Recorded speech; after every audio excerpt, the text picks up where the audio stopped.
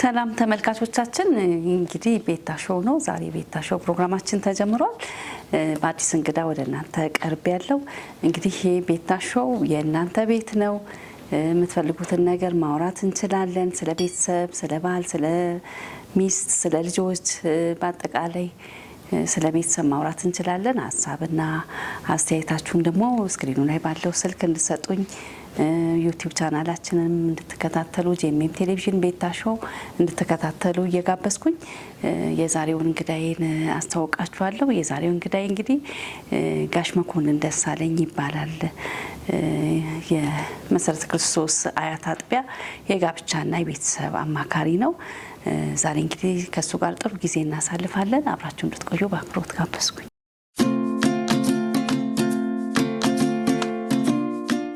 እንኳን በሰላም መጣ አቶ መኮንን እንኳን በሰላም ቆያችሁ በጣም አመሰግናለሁ ፈቃደኛ ሆነ ስለመጣ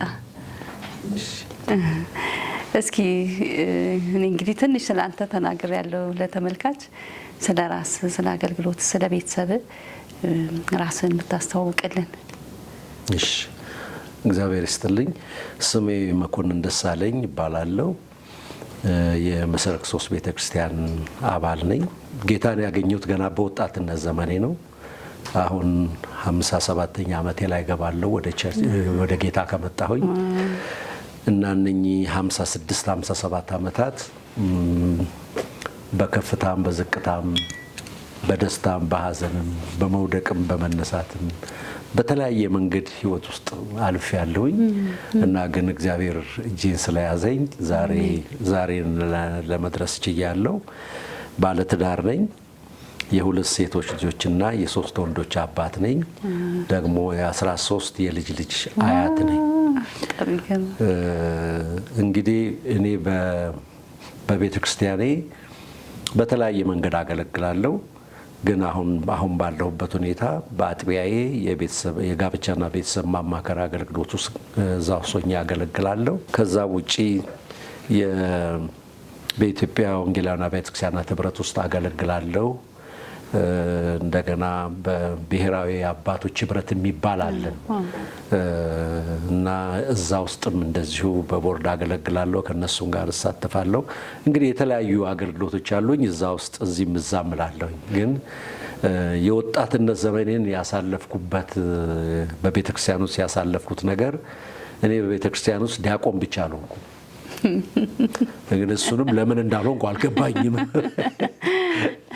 ዲያቆንና ሰባኪ አልሆንኩም እና እኔ ሰባኪ አይደለሁም እኔ አውቀዋለሁ ቦታዬን በደንብ አውቀዋለሁ እኔ ማስተባበር እችላለሁ እግዚአብሔር የሰጠኝ ጸጋ ነው ማስተባበር ከልጅነቴ ወደ ጌታም ሳልመጣ ገና ኤሌመንተሪም እያለሁ ጁኒየር ሃይ ስኩልም እያለሁኝ እኔ ማልገባበት ቦታ የለኝም ቦይ ስካውት ነበርኩ ሙዚቃ ክበብ ውስጥ አለው ጌታን አላገኘውም ያኔ ልጅ ነኝ አክቲቭ ነኝ ብቻ በሁሉ እንደዚህ ኮኦርዲኔት የማድረግ ነገሩ ስላለኝ እንግዲህ እግዚአብሔር የሰጠኝ ነገር ነው ያንኑ ጸጋ ነው እግዚአብሔር ወደ ቤተክርስቲያኑ ስመጣ የተጠቀመብኝ እኔ በእነኚህ ዘመናት አንድ ቀን ቆሜ ሰብኬ አላቅም ስበክ ቢሉኝ ስቃለሁ እኔ ራሴ ግን ቦታዬን አውቀዋለሁ ስለዚህ በቤተክርስቲያኔም ከራሴ ቤተ እምነት ጀምሬ እስከ ሀገር አቀፍ ድረስ ኮንፈረንሶችን ኮኦርዲኔት አደረግ ነበረ የኢትዮጵያ የወንጌላውያን ቤተክርስቲያናት ህብረት ሲቋቋም የመጀመሪያው ሲቋቋም ያንን ፕሮግራም ኮኦርዲኔት ያደረኩት እኔ ነኝ በወጣትነት ዘመኔ ማለት ነው ዛሬ እንግዲህ 50 አመቱ ተከበረ በቀደም ለታ ስለዚህ እግዚአብሔር በዚህ ውስጥ ነው ያለሁት ለማለት ነውና ግን ይሄ ሁሉ አመት ዝም ብሎ የታለፈ አይደለም ቅድም እንዳልኩት ነው ህይወት ከፍታ ዝቅታ አለው እና በዚህ ውስጥ ሁሉ ግን ከጌታ ጋር መሆን በጅቶኛል ጠቅሞኛል እና በዚህ ሁኔታ ነው ያለሁት በጣም ደስ የሚል ተሞክሮ ነው ያለ እንግዲህ ከዚህ ተሞክሮ ለተመልካቾች ጥሩ ትምህርት እንደምትሰጥልኝ ተስፋ አደርጋለሁ እንግዲህ ይሄ ፕሮግራም የቤተሰብ ፕሮግራም ነው ስለ ቤተሰብ እናወራለን ዛሬ ቤተሰብ ማለት ምን ማለት ነው እንዴት ትገልጸዋለህ አንተ እስኪ ቤተሰብ የማህበረሰቡ የማዕዘን ድንጋይ ነው መሰረት ነው ቤተሰብ ከሌለ ማህበረሰብ የለም ማህበረሰብ ከሌለ አገር የለም እና መነሻው ቤተሰብ ነው።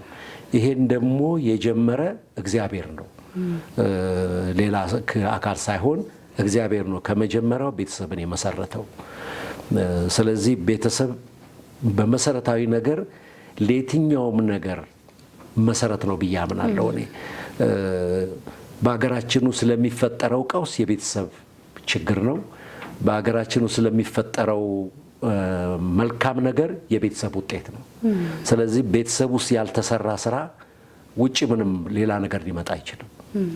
ስለዚህ ለየትኛውም ለልማታችን ይሁን ዋቴቨር ለፈለገው ነገር የቤተሰብ መሰረት ወሳኝ ነው። ስለዚህ ይሄን ቤተሰብ ግን የመሰረተ እግዚአብሔር ነው እና ይሄንን እናያለን። ዘፍጥረት ምዕራፍ 2 ላይ እኮ ብናይ እግዚአብሔር እንዴት አድርጎ ቤተሰብን እንደመሰረተ እናያለን። እና እግዚአብሔር ነው። ቤተሰብ ግን መሰረት ነው፣ ለአንድ ሀገር መሰረት ነው ብዬ አምናለሁ። እንግዲህ ስለ ቤተሰብ እንደዚህ ብለሃል። ቤተሰብ ደግሞ እንዴት ይመሰረታል ብለህ ትላለህ? ምክንያቱም ከመጽሐፍ ቅዱስ እውነታ ጋር አለ፣ እንደገና ደግሞ ከማህበራዊ ሕግ ጋር ያለው እውነታ አለ እና ቤተሰብ ከዚህ አንጻር እንዴት ነው የሚመሰረተው? ምክንያቱም በአሁኑ ጊዜ በተለያየ ሁኔታ እየተመሰረተ ስለምናይ ከዘመኑ አንጻር ስልጣኔ ተብሎ ብዙ ነገር ስለምናይ ከመጽሐፍ ቅዱስ እውነታ እና ከማህበራዊ ሕግ እውነታ ጋር እንዴት ነው የሚታየው ብለህ ትላለህ? ስለ ቤተሰብ ስናወራ አንድ የእግዚአብሔርን ቤተሰብ እናስባለን። ደግሞ በማህበራዊ ሕግ የሚተዳደር ቤተሰብ አለ። እንደ አማኝ ቤተሰብ አለ፣ በሕግ ደግሞ የሚተዳደር ቤተሰብ አለ። ግን ሁለቱም ቤተሰብ ናቸው። ሁለቱም እግዚአብሔር ለመሰረተው ለዚህ የቤተሰብ መዋቅር ተቋም ተጠያቂዎች ናቸው። ተጠሪዎችም ናቸው፣ ተጠያቂዎች ናቸው። በሕግ የሚተዳደር እንደ እግዚአብሔር ቃል የሚተዳደር ተጠያቂዎች ናቸው። ሰዎች ላይገባቸው ይችላል። ብዙ ጊዜ የሚመስላቸው ሕግ የሚያስተዳድረውን የቤተሰብ ሕግ ደንብ ማክበርና አለማክበር ምንም የሚያስጠይቀን ላይመስለን ይችላል። ግን መሰረቱ መስራቹ እግዚአብሔር ስለሆነ ሁለቱም ክፍሎች ለእግዚአብሔር ተጠያቂ ናቸው። ምክንያቱም እግዚአብሔር ስለ ቤተሰብ ግድ ስለሚለው ማለት ነው። ስለዚህ ይህን ቤተሰብ የሚለውን ነገር የሚመሰረተው በጋብቻ ውስጥ ነው። በጋብቻ ነው የሚመሰረተው። ይሄን ጋብቻ ደግሞ በእውነት እግዚአብሔር ነው እሱም የጀመረው። ይሄንም የጀመረው እግዚአብሔር ነው። ይሄንን በማቴዎስ ወንጌል ምዕራፍ 19 ከቁጥር 5 እስከ 6 ያለውን ብናነብ እንዲህ አለ ነው የሚለው። ሰው አባቱና እናቱን ይተዋል፣ ከሚስቱም ጋር ይጣመራል፣ ሁለቱም አንድ ሥጋ ይሆናሉ የተባለው በዚህ ምክንያት አይደለምን? ከእንግዲህ አንድ ሥጋ ናቸው እንጂ ሁለት አይደሉም። ስለዚህ እግዚአብሔር ያጣመረውን ሰው አይለየውም ነው የሚለው። ስለዚህ ይሄንን የመሰረተ እግዚአብሔር፣ በአዳምና በሔዋን መካከል ያንን ስራ የሰራ እግዚአብሔር ነው። ስለዚህ ቤተሰብ በጋብቻ ይመሰረታል። ሌላው ጋብቻ በተፈጥሮ እንግዲህ እስከ ዛሬ ድረስ በዘልማድ የምንለው ነገር በአንድ ወንድና በወንድና በሴት መካከል ነበር የምንለው እስከ ዛሬ። አሁን ግን ጊዜው ተለውጧል። አሁን በተፈጥሮ ወንድ በሆነ አንድ ወንድና በተፈጥሮ አንዲት ሴት በሆነች መካከል የሚፈጸም ተቋም የሚቋቋም የሚመሰረት ተቋም ነው። እንግዲህ ዘመኑ ያመጣው ችግር ስላለ አሁን ከእግዚአብሔር ቃል አኳያም መጠንቀቅ ስላለብን ቤተሰብም ቤተክርስቲያንም መጠንቀቅ ስላለባት ከዚህ በኋላ ጋብቻ በአንድ ወንድና በአንድ ሴት መካከል እያለ ልትቀጥል አትችልም። ምክንያቱም ሰዎች ወደው ወንድ የነበረው ሰው ጾታውን ወደ ሴትነት የሚቀይርበት፣ ሴት የነበረች ጾታውን ወደ ወንድ የምትቀይርበት ዘመን ስለመጣ ይሄ ደግሞ አሁን ሕጋዊ የሆነ ስለመጣ በሀገራችንም አየር ውስጥም እያንጃበበ ስላለ ይሄ ቤተክርስቲያን እዚህ ላይ ጥንቃቄ ማድረግ ይኖርበታል። ስለዚህ ነው የምለው ጋብቻ በተፈጥሮ አንድ ወንድና በተፈጥሮ አንዲት ሴት መካከል የሚፈጸም መሆን አለበት ነው የምንለው። ሌላው ጋብቻ በግል እንኖር የነበረውን ኑሮ ያን ተቋም አፍርሰን በጋራ ለመኖር የምንመጣበት ተቋም ነው። ስለዚህ በፊት ለራሴ ብቻ ነበር የማስበው፣ ራሴን ነው ማዘው፣ ራሴን ነው እንደወጣው የምወጣው የምገባው። ወደ ትዳር ስገባ ግን እንደሱ አይነት ነገር የለም። ስለዚህ ሁለቱ አንድ ሆነው አንድ ሌላ አዲስ ተቋም ነው የሚመሰርቱት። ግን እነኚህ ሰዎች ከተለያየ ልምድ ከተለያየ ተሞክሮ የሚመጡ ናቸው። ከተለያየ ቤተሰብ የሚመጡ ናቸው። ከተለያየ ባህል የሚመጡ ናቸው። ስለዚህ የተለያየ ነገር ይዘው የሚመጡ ስለሆነ አሁን ያንን የየግላቸውን አፍርሰው አንድ ተቋም የሚመሰርቱበት ቦታ ነው ጋብቻ። ስለዚህ በዚህ መንገድ ቤተሰብ ይመሰረታል ማለት ነው። ሌላው ጋብቻ በክርስቶስና በቤተክርስቲያን ጋር ያለውን ህብረትም ያሳያል። ክርስቶስና በቤተክርስቲያን መካከል ያለውንም ሪሌሽንሺፕ ግንኙነት ያረጋግጣል። የእግዚአብሔር ቃል እንደውም እንደሚለው በኤፌሶን ምዕራፍ 5 ቁጥር 22 ላይ ሚስቶች ሆይ ለጌታ እንደምትገዙ ለባሎቻችሁ ተገዙ፣ ክርስቶስ አካሉ ለሆነችና አዳኙዋ ለሆናት ቤተ ክርስቲያን ራስ እንደሆነ ሁሉ ባልም የሚስቱ ራስ ነውና ነው የሚለው። ስለዚህ ክርስቶስ ቤተ ክርስቲያንን እንደወደደ፣ ክርስቶስ ቤተ ክርስቲያንን እንዳከበረ በትዳር መካከልም ስለ ትዳር ስናስብ ይሄንን ነው የሚገልጥልን፣ ይሄንን ነው የሚያሳየን እና ለዚህ ጥንቃቄ ማድረግ በጣም ይጠይቃል። ስለዚህ ቤተሰብ ከዚህ ውስጥ ይመሰረታል ማለት ነው። ሌላው ጋብቻ በእግዚአብሔር ፊት እስከ ሞት ድረስ ነው የሚደረግ ቃል ኪዳን ኮቨነንት ነው። ይሄ እስከ ሞት ድረስ ነው። አሁን በቤተ ክርስቲያን ውስጥም እንኳን አሁን አልፎ አልፎ የምናያቸው ነገሮች በጣም አሳፋሪ የሆኑ የሚያሳዝኑ የሆኑ እየመጡ ናቸው። ምክንያቱም ሰዎችን ስናማክር ወይንም ስናነጋግር ወጣቶችን እንኳን ለጋብቻ መጥተው ኢንተርቪው ስናረጋቸው ከተስማሙ ድረስ ለመኖር እንደሚችሉ ካልተስማሙ ደግሞ ቢለያዩ ምንም እንዳልሆነ ለመናገር ሲሞክሩ እናያቸዋለን። ስለዚህ እኛ እችን በውስጣቸው እስከሚያረጋግጡ ድረስ ለጋብቻኛ አንፈቅድላቸው። ትምህርታቸውን ተምረው አዎ ጋብቻ እስከ ሞት ድረስ ነው ብለው እስኪሉ ድረስ ለጋብቻኛ አናጫቸው፣ ፕሮግራምም አናረግም። ስለዚህ እግዚአብሔር እኮ በሚልክያስ ምዕራፍ 2 ላይ እኮ እንደዚህ የሚል ቃል አለ። ፍችን እጠላለሁ ነው ይላል የእስራኤል አምላክ እግዚአብሔር ነው። ይህንን ያለው እገሌ ገሌ አይደለም፣ እግዚአብሔር ራሱ ነው። ለምን? ተቋሙን የመሰረተው እሱ ስለሆነ፣ ባለቤቱ እሱ ስለሆነ። ስለዚህ ቤተሰብ በዚህ መንገድ ይመሰረታል። በጋብቻ ነው የሚመሰረተው ብዬ አምናለሁ። አመሰግናለሁ። እንግዲህ ስለ ቤተሰብ ይሄን ብለሃል። ቤተሰብ ማንን ያቅፋል ትላለህ? ማንን ያቅፋል? ቤተሰብ ውስጥ እንግዲህ ብዙ የሚካተቱ ግለሰቦች አሉ። አንዳንዴ በቃ እሷን ብቻ ነው ያገባሁት ብሎ የሚል አለ፣ ባል አለ። ሴቷም ደግሞ እንደዚሁ ሚስት ሆና እኔ እሱን ነው በቃ እሱ ጥሩ ከሆነ እሱን ብቻ ነው ያገባሁት ሌላው ትርፍ ነው የሚባል ንግግር አለ እና ማንን ነው የሚያቅፈው ቤተሰብ? እስኪ ስለሱ ንገረን።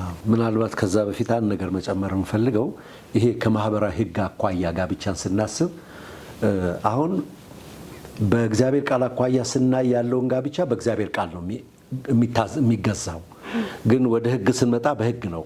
ስለዚህ በሕግ የሚፈጸሙ ጋብቻዎች የሕግ ጥበቃ አላቸው። ዝም ብሎ ማንም ተነስቶ ሂጅልኝ ውጭልኝ ወይም ውጣልኝ ሊል አይችልም። ወደ ሕግ ቀርበው ሕግ ነው የሚዳኛቸው። ግን የክርስቲያን የአማኝ ጋብቻ ግን በዛ አይነት መንገድ የሚታይ አይደለም እና ይሄን ሁለቱን እዛ ጋር ለማየት ፈልጌ ነው። ግን ይሄ ቤተሰብ እንዳልሽው ነው እንሰማለን። እኛም አሁን አንዳንድ ጊዜ በቤተሰብ መካከል እንዲህ አይነት ችግር ተፈጥሮ በመካከልም ስንገባ ስንነጋገር እኔ እኮ እሱን ነው ያገባሁት፣ እኔ ምን ገሌንን ምን ያደርጋሉ እዚህ ቤት የሚሉ ወንዱም ለኤግዛክትሊ ልክ እንደዚህ የሚልበት እንትን አለው። ግን ቤተሰብ ሰፊ ነው። ለምሳሌ ባልና ሚስት አለ፣ ህጋዊ ልጆች አሉ፣ ልናሳድጋቸው የወሰድናቸው ልጆች አሉ። እኔ አሁን አንዳንዴ ይከብደኛል፣ ማደጎ የሚለው ቃል በጣም ይከብደኛል። ማደጎ የሚልና ወላጅ አልባ የሚል ቃል በጣም ይከብደኛል። ምክንያቱም ወላጅ አልባ የሆነ ሰው የለም። ወላጆቹ በተለያየ ምክንያት አልፎ ሊሆን ይችላል። ስለዚህ ወላጅ አልባ ሊባል አይችልም። ማደጎም የሚለው ቃል ራሱ በጣም ይርቅብኛል። እኔ ግን ላሳድገው ነው የወሰድኩት ያንን ልጅ። ስለዚህ ሶስት አብሮ ብዙ ኃላፊነቶች አሉ። ያንን ነው እንትን ማረገው። ሌላው እንግዲህ አማቾች አሉ፣ የስጋ ዘመዶች አሉ፣ ጋብቻ የደም ስጋ ግንኙነት ያለን አሉ፣ ብዙ ናቸው። ስለዚህ ግን እነኚህ ሁሉ የራሳቸው መጠንና ቦታ አላቸው፣ ግን ቤተሰብ ናቸው። ለምሳሌ ነው አንድ ነገር ልንገርሽ። እኔና ባለቤቴ ስንጋባ አንድ ነገር ተነጋግረናል። ከማን ተማርከው ትኛለሽ? መጨረሻ እንዳረሳው የተማርኩት ከሰው ስለሆነ ወደ የሷ ወላጆች በትዳራችን ውስጥ እንዳይገቡ የኔም በትዳራችን ውስጥ እንዳይገቡ ታውቂያለሽ። የወንድ ቤተሰብ ብዙ ጊዜ የሚለውን የሴትን ቤተሰብ የራሱ እንትን አለው። እነኚህ ትዳራችን የተጠበቀ እንዲሆን ከባለቤቴ ጋር ተነጋግረናል። ያንቺ ቤተሰቦች የሚያስፈልጋቸው ነገር ቢኖር ደብቀሽ ምንም ነገር ልታረጊላቸው አትችልም። የኔ ቤተሰቦች የሆነ ነገር ቢያስፈልጋቸው ደብቄ ምንም ላረግላቸው አልችልም። ግን ሁለታችን ቁጭ እንልና እንነጋገርና ለአንቺ ቤተሰቦች የሚያስፈልግ ነገር ካለ እኔ ነኝ ይዤ የሚሄደው። የኔ ቤተሰቦች የሚያስፈልጋቸው ነገር ካለ አንቺ ነሽ ይዘሽ የምትሄጂው። ይሄን 52 ዓመት ያሳለፍነው በዚህ ነው እና በትዳራችን ውስጥ በእነኛ ዓመታት ውስጥ አንዱም ክፍል ገብቶ አያውቅም። ለምንድን ነው አሁን የኔ ቤተሰቦች የሚያስቡት? አይ መኮንን እሷ እኮ ባትሆን ኖሮ ነው የሚሉት። ምክንያቱም እሷ ነች ገንዘብ የሚደረገውን ነገር የምታደርገው። የእሷ ቤተሰቦች ደግሞ እኔን ነው የሚሉት። እኛ ስሙን አይደለም የምንፈልገው፣ ትዳራችን እንዲጠበቅ ነው የምንፈልገው። የልጆቻችን ሕይወት እንዲጠበቅ ነው የምንፈልገው። ስለዚህ ቤተሰብ ሰፊ ነው። ለቤተሰብ ኃላፊነት አለብን፣ ግዴታ አለብን። ግን ገደቡን ደግሞ ማወቅ በጣም አስፈላጊ ነው የሚሆነው። ትዳራችንን አሳልፈን ለቤተሰብ መስጠት። አሁን አንዳንድ ወንዶች አሉ፣ እኔ አጋጥሞኛል፣ እንዴ እኔ በቃ ከቤተሰቤን እንትን ካረገች በቃ ለምን ምናምን የሚሉ ሰዎች ኖ፣ እሱ ልል አልችልም በጭራሽ። ቁጭ ብሎ መነጋገር ነው ወይ ከመጀመሪያው ነው ይሄን መፍትሄ ማስቀመጥ። ስለዚህ ቤተሰብ ስንል ሰፊ ነው፣ ግን ሁሉም እንደየደረጃው ሊከበር ሊደረግለት የሚገባው መደረግ አለበት፣ ሊከበር የሚገባው መከበር አለበት። በቤተሰብ ውስጥ የሚታቀፈው ሁሉ የቤተሰብነት እንትን እንዲሰማው ማድረግ ይኖርብናል ብዬ አምናለሁ። አመሰግናለሁ። እሺ እንግዲህ ቤተሰብ እንደ ቤተሰብነቱ እንዲቀጥል መንፈሳዊ ጤንነቱ መጠበቅ አለበት። ምክንያቱም ሐዋርያው ጳውሎስ ቤት ላለችው ቤተክርስቲያን የሚለው መነሻ ሀሳብ አለውና ያንን በደንብ እንድታብራራ ፈልጋለሁ። ምክንያቱም ለሁሉ ነገር መሰረት ነው ብለሃል ቅድም። ለቤተ ክርስቲያንም ለሀገርም ለምንም ነገር ቤተሰብ መሰረት ነው እና እንዴት ነው የቤተሰብ ጤንነት የሚጠበቀው? በቤት ያለችው ቤተ ክርስቲያን እንዴት ነው መንፈሳዊ ነገሯ? እንግዲህ አጥቢያ ቤተ ክርስቲያን አለ አይደል? ዋና ቤተ ክርስቲያን አለ፣ የቤት ቤተ ክርስቲያን ደግሞ አለና እንዴት ነው መንፈሳዊ ነገሩን መጠበቅ የምንችለው? ጤንነቱን፣ የቤተሰብ ጤንነቱን በአጠቃላይ እንዴት ነው መጠበቅ የሚቻለው ብለህ ትላለህ? እንግዲህ ምናልባት እኛ የመጣንበት ትራዲሽኑ ራሱ ባህሉ ሊሆን ይችላል ብዬ አስባለሁ። ስለ ቤተ ክርስቲያን ያለን አመለካከት የተሰራ ህንፃ ብዙ ሰዎች ያሉበት ምናምን አድርገን ከመጀመሪያ የመጣንበት መንገድ ስላለ ቤተ ክርስቲያንን በዛ መንገድ እየሳልን እንደው ነገሮቻችን እንትና ላሉ እንጂ በመሰረቱ ቤተ ክርስቲያን ያለችው ቤት ውስጥ ነው። ቤት ውስጥ የሌለች ቤተ ክርስቲያን አጥቢያ ላይ አትኖርም። ስለዚህ ቤት ያለችውን ቤተ ክርስቲያን ጤንነቷ ካልተጠበቀ፣ የሚስት ጤንነት መንፈሳዊ ጤንነት ካልተጠበቀ፣ የባል መንፈሳዊ ጤንነት ካልተጠበቀ፣ የልጆች መንፈሳዊ ጤንነት ካልተጠበቀ፣ በቤት የሚያገለግሉ ሰራተኞች ጤንነት ካልተጠበቀ፣ መንፈሳዊ ጤንነት ካልተጠበቀ፣ አጠቃላይ የቤተሰቡ ጤንነት ካልተጠበቀ አጥቢያ ቤተ ክርስቲያን ላይ ጤና አለ ብሎ መገመት አይቻልም። እሁድ ዕለት ተሰብስበን የሆነውን ነገር አድርገን ልንለያይ እንችላለን። ግን የእሁዱ አገልግሎታችን ኢንዲቪጁዋሊ ሰዎችን የሚደርስ አይደለም፣ በግል የሚደርስ አይደለም፣ የማህበር ነገር ነው የሚሆነው። ግን በቤት ያለች ቤተክርስቲያን ጤንነቷ ሲጠበቅ ያ ተሰባስቦ ጤና ያላት አጥቢያን ይመሰርታል፣ ጤና ያላትን ቤተክርስቲያን ይመሰርታል።